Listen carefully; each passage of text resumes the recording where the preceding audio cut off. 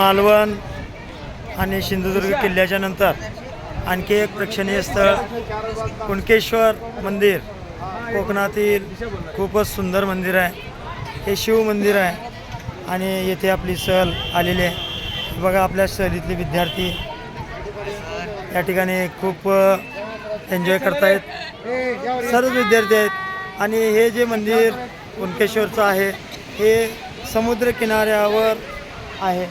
समुद्राचा किनारा beach, Kunkeshwar beach हे या ठिकाणी आहे आणि या कुणकेश्वर बीचचा सौंदर्य आपण पाहिलं तर जिकडं पाहिलं तिकडे समुद्र आहे, अरबी समुद्र आहे.